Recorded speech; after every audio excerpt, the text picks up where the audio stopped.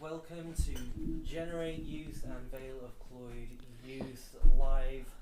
It is episode 8. My name is Glyn Watson, and this lovely gentleman beside me is... I'm Trevor Casey. Just looking at the screen now, you're pretty well blocked there, Trevor. Oh, am I? Is that worse? Oh, I've got... How about that? Yeah, oh, look at that. Beautiful. Yeah. So I need to move that. That's what you're trying to tell me. I'll just turn you off so it doesn't screech down the thingamajig. But anyway, welcome. As I've said, this is episode 8. Normally, we have a youth challenge. We have a challenge from me. But this week, it's going to be kind of different because I think all there is a challenge, but it's not for me. It's for Trevor. Whoop, whoop. I know about that. Right, so are we? Is that better now, position-wise? Can you see me? Can you see my handsome face? Can you? so then so Trevor's got the youth challenge, but let's get kicked off with a rooted question. Now, we introduced these... Hang on, before we start the rooted, let's deal with the elephant in the room. There's an elephant in the room? This. The TV screen? No. GYVOCY. Why did you make that sound like it was so complicated? It's GYVOCY. Oh, it's so it just rolls off the tongue, doesn't it? It does when you get used to it. You practice it in the mirror every morning. So, what are we going to change it to? Well, Generate Youth and VOCY is basically... GY is the youth group here at Sussex Street. Vale of Cloyd Youth is the other half of or quarter of my job, which is... You've only got a quarter of a job? Yes. But anyway... How to shut Trevor down in 2 seconds. You've proper thrown him out. Yes, Trevor is right. It doesn't quite roll off the tongue. Therefore, we are wanting or considering changing the name. Now, as to what, I'm not particularly sure. But you can help us along in this, can't you? You can, if you really wanted to, share your ideas as to what you would like this show to be called, or cool names like Blaze or something TV or something live. What do you think, Trev? What off the top of your head, what would you say? What would you consider? Well, I think it should be the Sussex Street Christian Centre weekly chat show between Glyn and Trevor, incorporating Generate Youth and the Vale of... They only give you a certain number of characters in the title. Oh, is that a bit long then? Things All right, it's a okay. bit long, and then I'll have to, do this again. GYVOCY. Okay. Well, otherwise, I mean, a snappy title. It may have been used before, yes. But it could just be GT. Gin and tonic. Almost. What? Glyn and Trevor. The GT show. The GT show. Grand Turismo. Yeah. Grand Tour. Has that been done previously? Grand Tour, yeah. Grand Tour. Is that something that we know about? We're not necessarily touring anywhere though, so we could. We could. Or TG.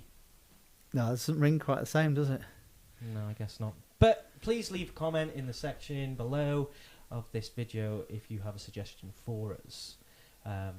Open to any suggestions as long as they're appropriate. And any suggestions that are made, we will but we will, if appropriate, consider. We will suggest. Oh, why do you throw that out? Now I've lost my trail of thought again.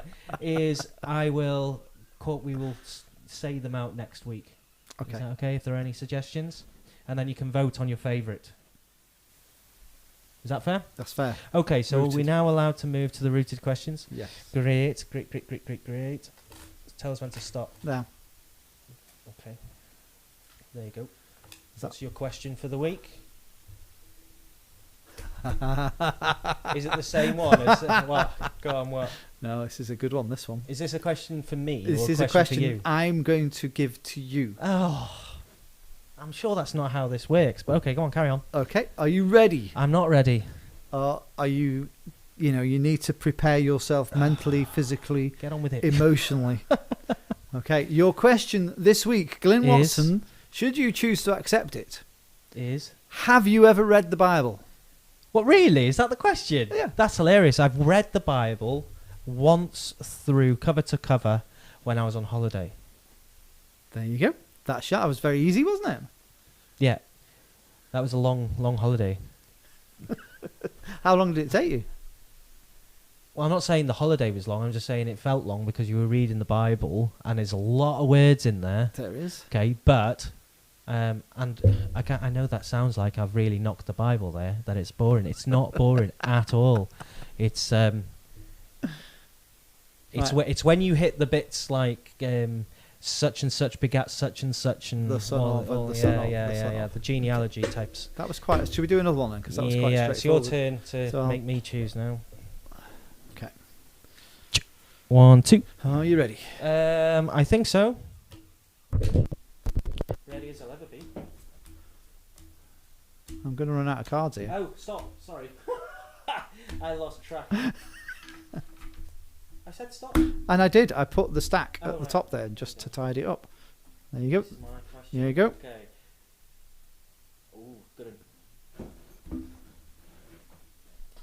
This is... Okay, I'll just ask you the question. How would you describe good mental health? How would you describe good mental health? Wow. How long have you got? I don't know. How long? How long will it take to answer that question? I guess the short answer is if the individual is comfortable with that where they are with their own mental health, that would be probably good, Right. because it might be different for different people at different times. And I think, that's such a big, mental health is such a big subject that to try and kind of define what is good might be quite difficult, to say the least. Yeah. So I think, to define mental health is to do with your well-being. So, let's use an easy example. If you've broken your arm, you would normally go to the hospital, go to the doctors, you get it set in plaster normally, and then you wait for it to heal. With mental health issues, it's much more difficult to, first of all, to define the problem, because it's not like you can see somebody's arm is misshapen, so they've broken their arm. But with mental health issues, you can't kind of see it in the same way. So how do you define what the issues are in the first place? And therefore, I suppose as a spin-off to that, the second part of that is, how do you then define what is good or not good? So I'm very sorry, but that is a tough question. And it does say, how would you describe good mental health? Okay. How would you explain good mental health? So I think if I was to describe good mental health, it would be being comfortable with yourself. Okay. And that could take many different forms. It might be your self-image, so your ego and how you feel about you. It might be your body image and how you feel about the way that you look, or the way that you think other people think you look. Or it might just be a general feeling of being down in the dumps, or emotionally drained, and all of those different things that are so difficult to define. That's a tough one, isn't it? That's to give that a definitive response. Yeah. Really. So, how about you? How would I define good mental health? Let's just double check. How would you describe good mental health?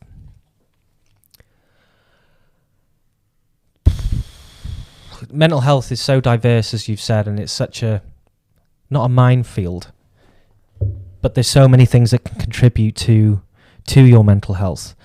You've mentioned a few, is that there are external influences that can affect your the way you perceive yourself and the world around you. There can also be physical things within you that affect the way that you view the outside world and yourself. So, for instance, there are hormones that, when they're out of whack, if they're unbalanced, then that can really do a number on you, which is why you would take medication to balance that out. There may be inhibitors where those particular drugs or medication they stop a certain amount of hormone being produced, bringing you back to a level, or it may add what you need to balance yourself out. But good mental health, the way that I would describe it, is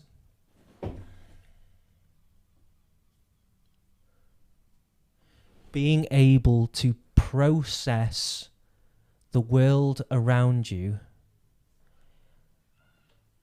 in a healthy and realistic way that doesn't always mean it's negative.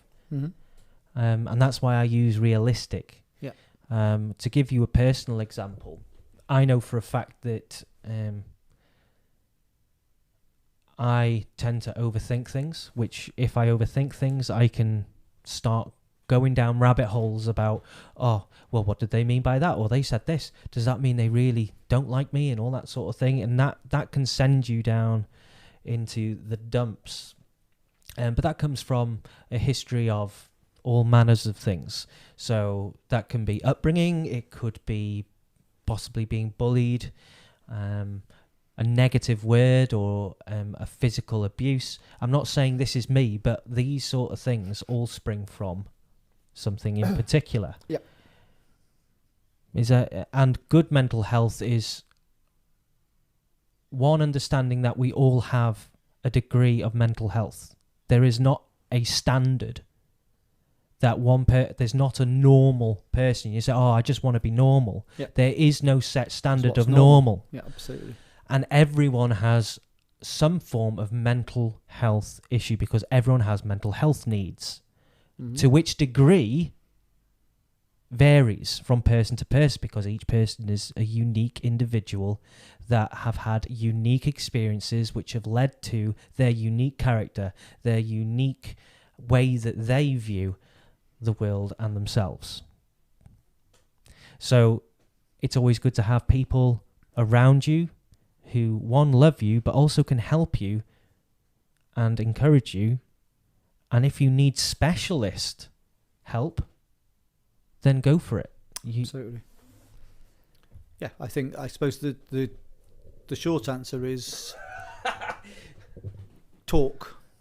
Yes. To people. So anyway, should we move on? Should we have another question? Because these questions are good. I if you were to do a quick Google search on what is considered good mental health, you would get pages upon pages upon pages of different types. Yeah, why don't you actually give that a go? And then let's hope Google Define would let's give us some idea as to. There's a fly in here, Trev. Buzz, buzz, buzz, buzz, buzz. Anyway, while Trevor's searching that and the internet, okay, here we go then. Here we go. Go on then.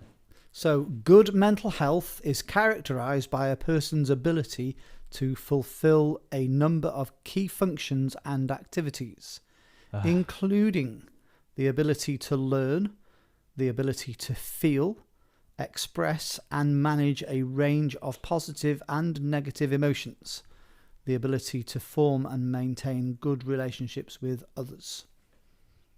Okay. Well, that's fairly conclusive in one sense, because that we couldn't answer in that as concisely as that. No, that's a good definition and a good sort of springboard, isn't it? Yeah. Yes. So I think we'll leave it there because that's pretty good. I like that. Okay. So do you want to read that again, actually? So good mental health is characterised by a person's ability to fulfil a number of key functions and activities, including the ability to learn, the ability to feel, express and manage a range of positive and negative emotions, the ability to form and maintain good relationships with others. It's good. While Trevor's reading that and coming up with his answer, there isn't going to be an interview again this week. Hang on, no, let me rephrase that. There was an interview last week, but it wasn't right to be put on here. It is available on the channel on YouTube for Humphrey Birkenstock, but no interview was conducted for this week's show. We are hoping to get these back on track. Yep. But right now, because lockdown is beginning to ease, it's another adjustment for everyone who that we have lined up. So it's either cancellation or just basically saying no, they're too busy at the moment. So be patient. and hopefully we'll get some more interviews lined up for the future. So what question have you got now, Trev? Okay, what do you do when things get tough? What do you do when you... No, it's what do you get when you fall in love, isn't it? What do you do when times get tough? It's a bit That's like kind of similar to the mental health, question we isn't it? had.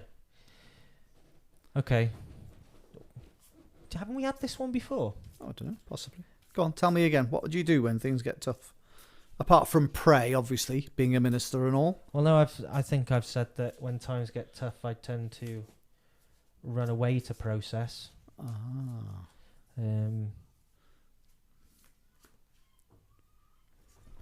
I don't think there's any particular one set way in which I would respond. I guess it depends on the actual situation and the toughness. The toughness. Grief, the loss of a loved one, a family member. I'm not saying that I run away from the... I would always say... Even that's not quite right. It's inevitable that you have to face the feelings. And you have to face the grief. Or face the difficulty that comes along with facing that grief. Yeah. And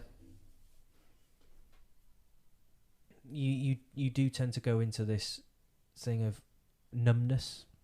And I know I'm going into the whole idea of grief, but when times get tough, I tend to wish that it just didn't happen, or why, or ask the question why.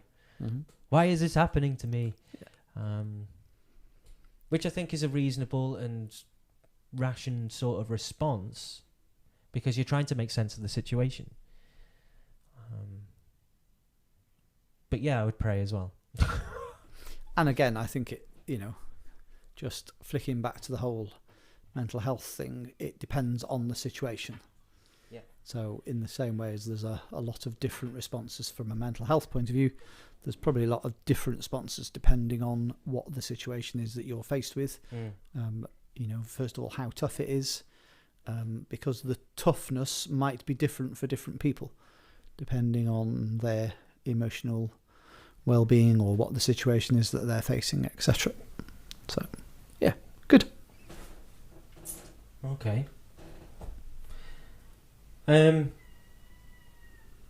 Should we have one more question and then we'll move to the major discussion? Am I going to ask you? Yeah, you're going to ask me, aren't you? Hang on, no, wasn't that question for me? I've just answered that. Well, I answered it first. Oh, did you? Yeah. Oh, getting overexcited here now. I'm sure I did. Yep, that's fine. You probably did. We'll have to rewind the tape and find out. Oh well, I'm sure I was the one who asked you that question. Did you ask me, or did I ask you? Or I threw you the card and you asked me. Yeah. And then I answered, and then you answered. Oh right, okay. Anyway, see how we just get lost in conversation. Short term. No, it's because we're like goldfish in a bowl. Oh, here we go. Very short term memory. What makes you angry? Ooh. What's your trigger? Can I name names? Let's just say that as a given. That's one of the reasons. I'm one of the reasons, or one of the. Did I say that? You didn't. What makes me angry? Meetings. They make me angry. They make me frustrated sometimes, but that tends to show itself as anger because I don't do meetings well. What else makes me angry? Starts with a T. It starts with a T. Oh, sorry. No, that's yeah. Thought it started with a kiss. Oh, there's a song about that, I'm not singing it to you. So. What makes me angry? People make me angry. Just people in general. Oh, wouldn't it be lovely if there were no people? Yeah. What makes me angry? I mean, looking back over the interviews we have had in the past, where we had Andy Hughes, the head of Urban Saints Wales. He turned around and said one of the things that makes him angry, and he recognises this within himself, is if he comes across any hint in a conversation of racism, his antennas go up, and if it is blatant racism, he cannot hold himself back and actually confront the racism, and it gets his blood really boiling. It's something that he's passionate about, and passionate about stopping in any situation he finds himself. So that's one thing from Andy. But what mine would be is being condescended, being spoken to like a child. Okay, so you're being the way you're being treated. Somebody's being condescending to you. Yep. Is that condescended not a word? I have no idea. It's a bit difficult with two dyslexic people. I'm sure it is. Yeah. Condescending is a word. And condescended. Yeah, so that's like past tense, isn't it? I've been condescended, or... No. Stop being condescending. Oh, do you know what? Write in, tell us. Google it. Condescending. Yeah, it just really grinds my gears if someone talks to you like, I don't understand what they're saying, and it really irritates me. I've sat there when someone has been like, well, and I'm like, and slowly my face, I must be slowly, I can feel the heat from my toes all the way up, just boiling. I'm like, just stop it. Interesting. And yes. And? Well, no, there are certain people that I know, and I'm sure there are certain people you know, and I'm sure you've been condescended in the past, and there is a chance that, I'm saying this is quite a large chance that I have condescended people as well. So I'm holding my hands up and saying, look, I recognise that I don't like being condescended. But I must recognise within myself, I'm sure I've done it as well. Yeah, I guess we all do. At some point, or in certain situations that we find ourselves in, that sometimes we act in a particular way, which other people might feel is kind of demeaning or condescending. Just really, it's got him started now. Let's move on, quick. Okay, so what makes you angry? And there's a lovely picture of a rhino. Could you imagine? Don't make a rhino angry. No. Or show a red bull red, or a bull red. Anyway. Oh, but that's actually kind of an interesting. Let's put that one to bed. But what makes you angry? Why don't you consider telling us what makes you angry? Maybe you can sympathise with one of us with the things that we've said. For Trevor, it's people, just general. I should live on an island all on my own. Or for me, being condescended, talked down to, made to feel inferior, I guess. Which, again, could be something linked to mental health and my experience of my self-image and my self-confidence and esteem and all that sort of stuff. So everything seems to be linked together. At which point we say, so Glyn, how is your ego state today? Popped. The ego and the id are having a massive battle. Anyway, so over the last couple of weeks, or at least last week, we looked at spirituality from ground level. We basically discussed what spirituality as a realm, as something that people tap into, or would consider themselves spiritual.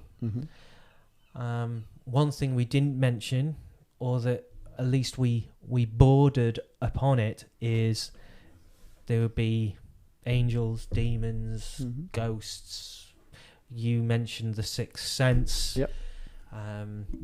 all these different things that we would say that, okay, there is something beyond, not in another dimension, but in something we cannot explain. And we would call that, well, in some sense, paranormal. But it is the spiritual realm. And in that spiritual realm, there would be good and evil. And this kind of, in some senses, takes us to the next level, I think. And that is,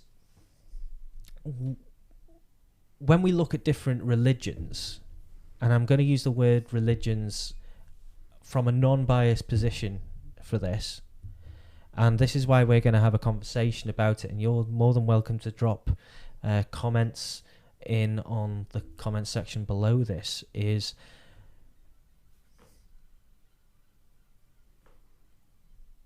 there a spiritual realm, or is it just complete and utter folly? Is it stupid? Is it just made up to as a crutch that people are just not satisfied that this is it, and they want to try and make something that just... I mean, for me, I've had experiences that I wouldn't be able to explain any other way than through my Christian faith. Okay. Anything that you want to add to that? No, not at this point. I don't think. I think that's a fair comment from your point of view as a Christian. Mm-hmm. But what if you don't have any particular viewpoint on Christianity?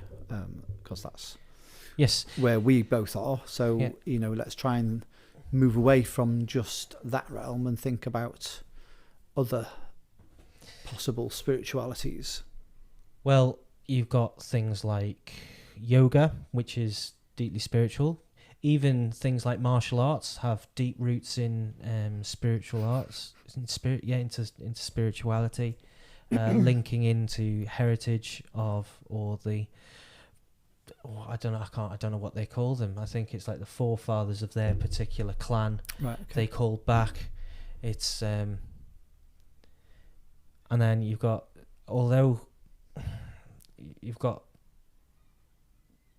spiritualists who believe in angels and all that sort of stuff, which is kind of borderline with, well, not borderline. Christians believe in angels as well. Any other form of spirituality that you want to pinpoint on? I mean, there's Buddhism, Hinduism, all these different religions, Islam. Yeah, so is it always a religious thing then?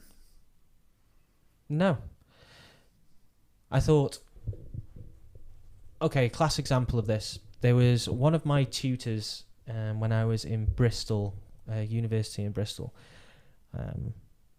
I was studying spirituality as one of the modules, and this guy he worked on skate parks, and he developed this theory that these skaters experienced a spirituality when everything was going right. They were going up a ramp, and they'd done this trick, and then they absolutely nailed it, and they landed it perfectly, and then it was like this flow from one trick to another, and he called this feeling that you get from that experience, it's almost like a spiritual moment.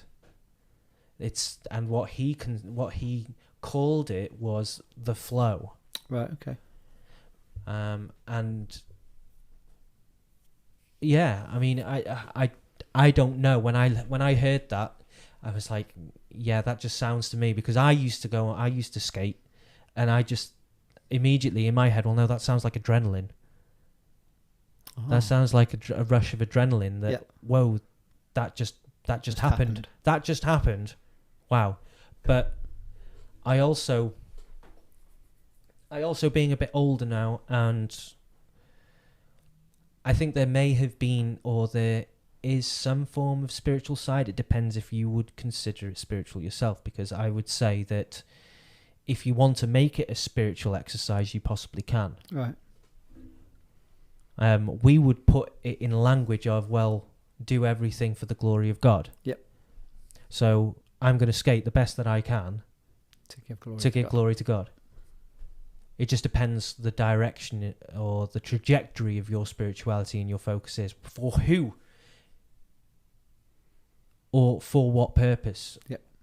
So let's say vegans, I know this is going to sound really odd, they choose not to eat meat and anything unless it's fallen off the tree, type of thing. All plant-based. Yes.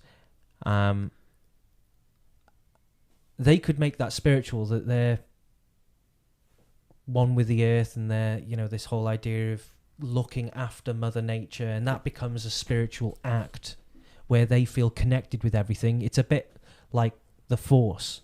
Mm-hmm. They're connected. Yep. You're being incredibly...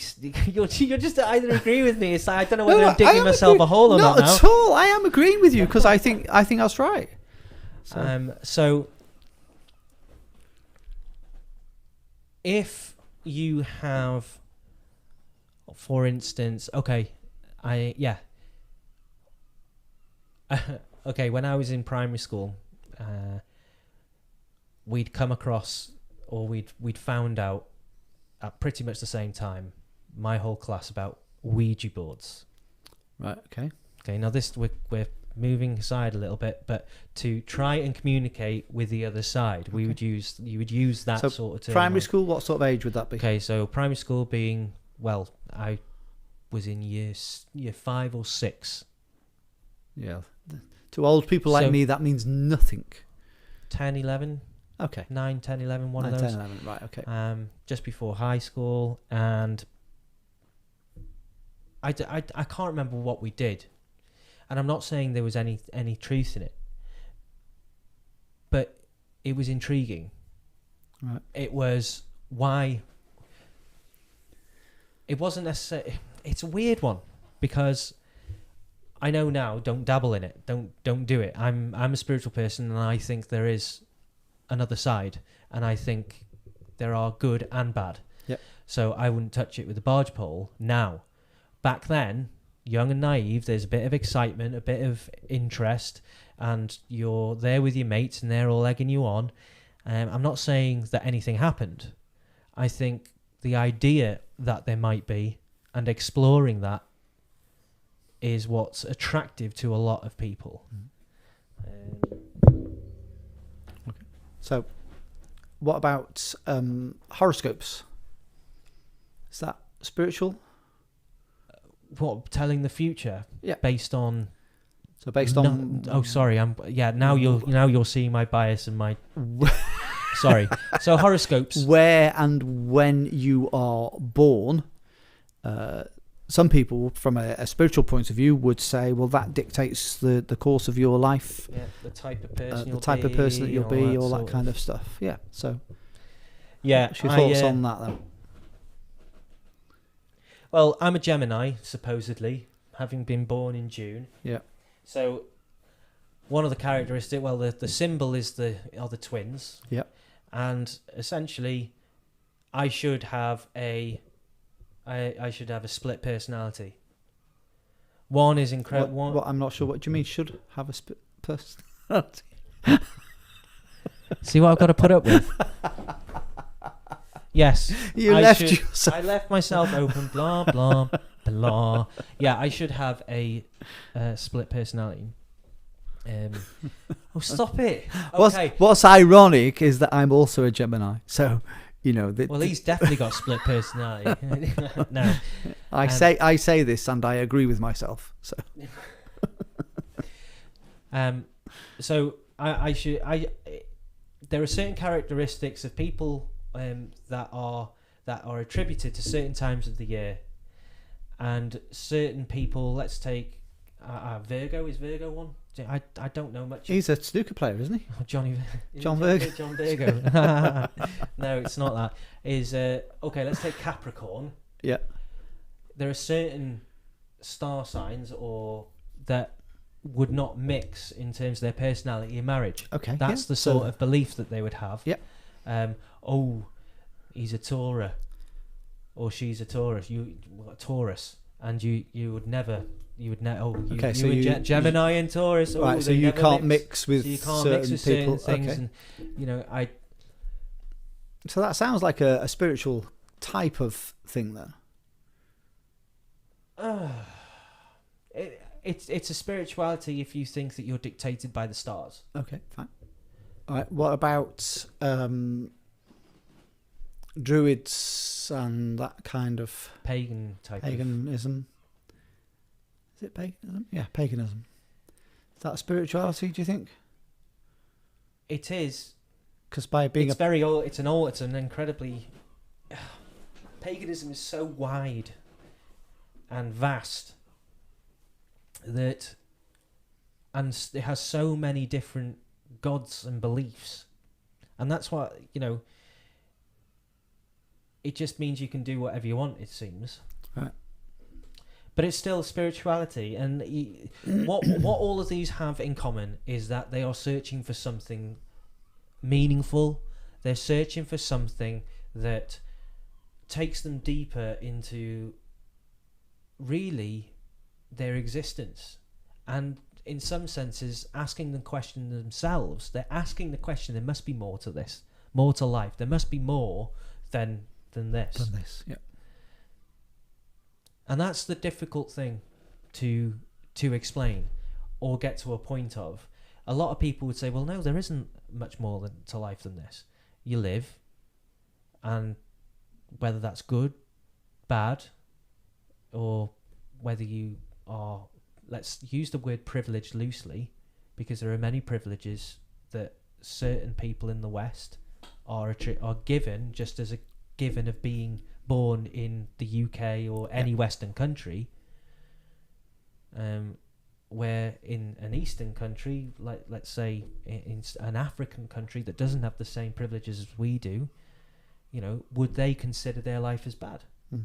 Yep. So, but the thing is, all of these do have in common a search for what they consider truth, in my mind. And can anyone with any certainty claim truth? Oh, wow. Yeah, that's a completely different other subject.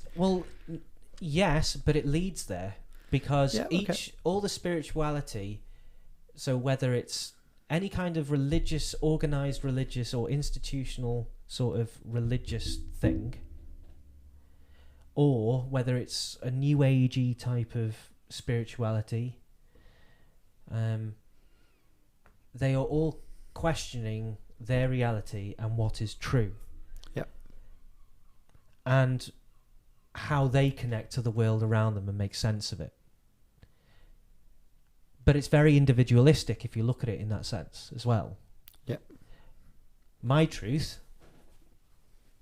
if I was just a spiritual person and I thought there's more to life than this, and I'm trying to seek that more, but I'm going to make it and look at life through just my eyes, and I'm not going to take on any form of religious or any kind of other spirituality that's been formed. I'm just a spiritual person. I'm just connected with things, man. Yep. One is individual, and you form your own truth, which could in fact be a lie.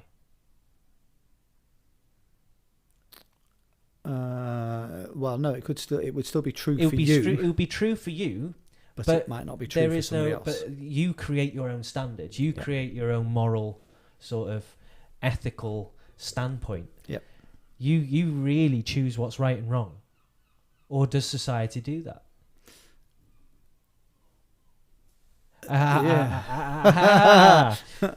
Okay, so you can see that very quickly we've moved away from spirituality into the whole realm of truth and I think that it's means.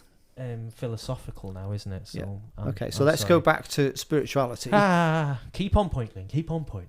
As you can see, we are just wanting to discuss, and Trevor's leaving me completely exposed here because he's just going, "Yep." Yeah. He's not pitching in. He's deliberately. So, thinking about spirituality, have you ever been at a an event. Okay, so it might be a concert, it might be a football match, it might be just an event, and you can almost feel that kind of spiritual thing that's happening around you, which you can't explain, but it kind of maybe makes the hairs on the back of your neck, or you get goosebumps on your arm, and it's like something that you can't quite explain.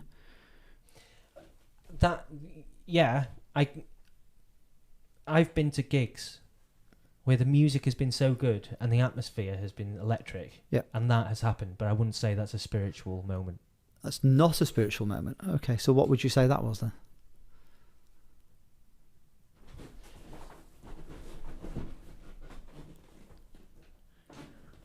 Okay, so if I went to watch Elton John,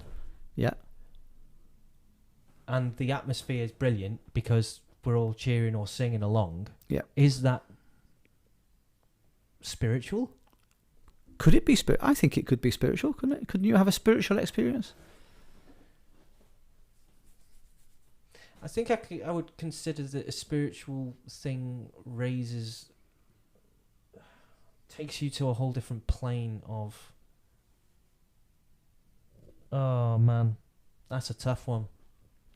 Okay, so... I don't know. Okay, just hold that thought. I'm going to throw another one in. Well then. So... Not condoning any of these things, but it is suggested that people who indulge in substances that perhaps change their view of the world LSD have a spiritual experience. Okay. So is that chemically induced? Well, they're them trying to make sense of this. I don't know. Thing. So is it chemically induced? I guess is one question. Another question would be, how much of it is about the event? You know, whether that's reading a horoscope, practicing paganism, Christianity, all of the different religions. So how much of it is about those items, and how much is about the individual and their desire to have a spiritual experience or to find a spiritual experience?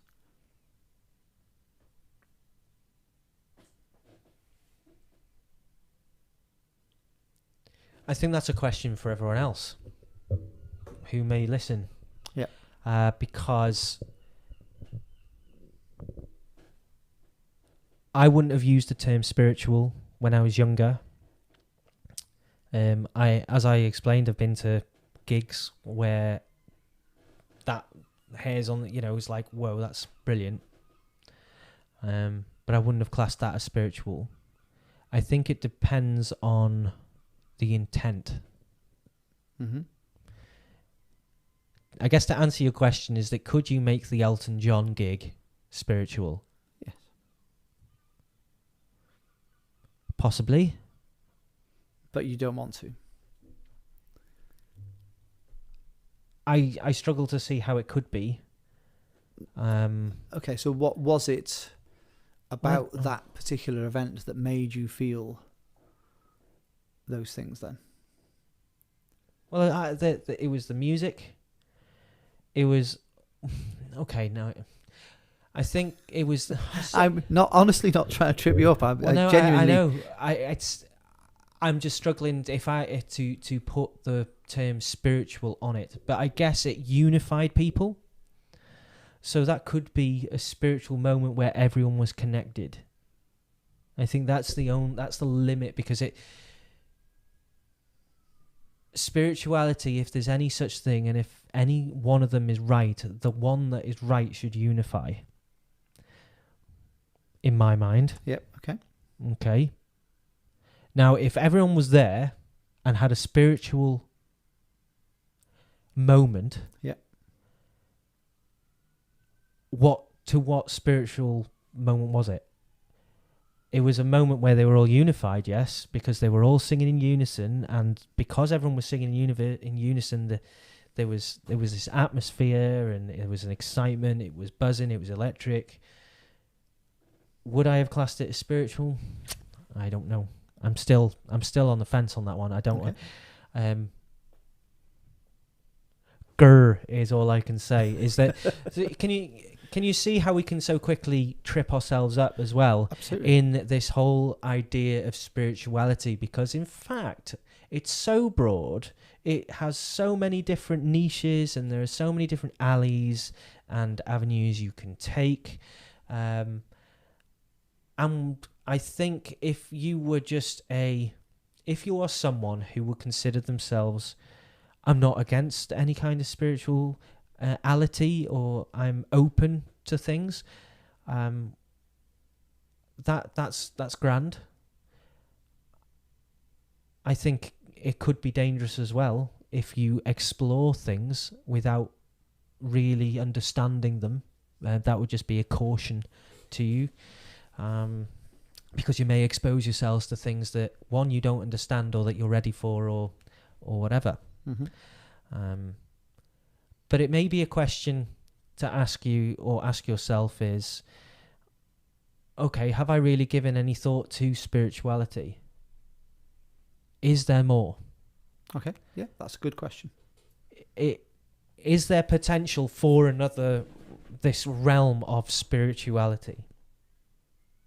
Essentially. Yes. Is that fair? Yeah, I think that's fair. Because I don't it's challenging enough, and I think it's interesting enough for you to mull over. And if you would like to comment, then again, please leave a comment in the thing down. The thing down the bottom, the comments box. Yeah, in the comments box. Okay, so I'm going to make a suggestion, a recommendation. Yeah, go on then. So there is a very good video. Clearly, because we are part of a Christian church, you might find it's particular slanted on our form of spirituality, but it's a video called Everything is Spiritual. It's by a man called Rob Bell.